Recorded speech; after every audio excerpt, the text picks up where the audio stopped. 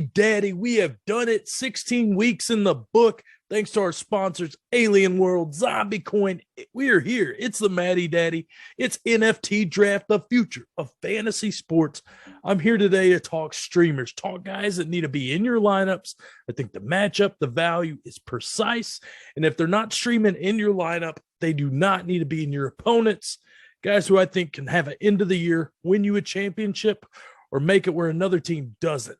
So we've got a big show tonight, guys. I'm going quarterback, running back, receiver, tight end, and defense. Hitting you up with all the yum-yums to get you ready for success. Week 17. Can't believe it's already here. Let's talk fantasy football. Let's talk quarterbacks. A guy that maybe you can stream or maybe you don't want your opponent to stream. Pick this guy up off waivers.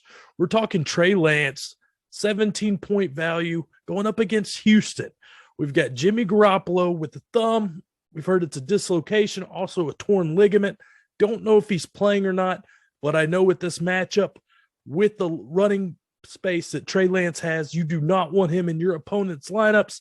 So if you're in the fantasy championship, pick this guy off of waivers, make him a priority. Also, that matchup against Houston. Houston has been okay lately, but their defense is still giving up a lot of points. Trey Lance needs to be either in your lineups or on your bench. Make sure that your opponent does not have Trey Lance week 17. What we always say, the rushing floor helps, and that's what you get here in San Francisco. Let's talk backs because we have a running back running wild, brother. This guy has been all over the place as far as fantasy value, and it just keeps getting clear and clear. We've got Daryl Henderson going down with the injury. I'm talking LA's running back valued at 19 points. We're talking Sony Michel. This guy has been a stud lately. Let's go through it. 27 rushes and 4 receptions, 135 yards and a touchdown this week versus the Vikings. That's 89 carries and 11 targets over 4 weeks.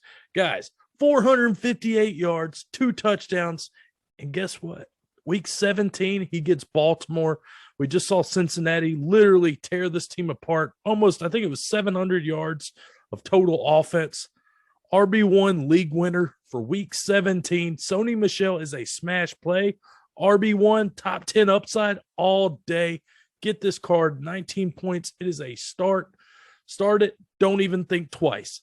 But let's keep going. The receivers, who are we going? We just saw what he's done. It's turned into a Amon-Ra happy hour because this is week in and week out. This guy keeps producing. This guy has done no wrong. Tim Boyle at quarterback, not even Jared Goff. And what do you get? 9 for 91 and a touchdown. That's 3 touchdowns in 4 games. So here we go again. Circle the wagon. Week 17, he gets the Seahawks top 12 upside. This could be easily a wide receiver 1 for week 17. Crazy to see what he's going to go up in dynasty value, whatnot. I'm loving this card quite a bit. Let's keep it going. Let's talk tight ends. Another guy, same game, Detroit, Seattle. We're talking Gerald Everett. Only an 8-point card at the tight end position. I was hype on this guy at the beginning of the year. Kind of fizzled those first 8 weeks, and he has been on fire lately.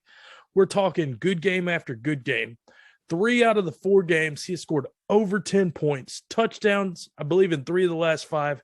So this guy, all in all, has just been a very consistent tight end 1 in your lineups. We've seen Russ check down to this guy. Number 2 target in their offense right now. We've seen DK kind of fonder or Lockett. Who's it going to be? It's going to be Gerald Everett. It's kind of their safe play at tight end. If you want 10 points for a cheap price, 8-point play, Gerald Everett. They get Detroit this week. Not great against the tight ends.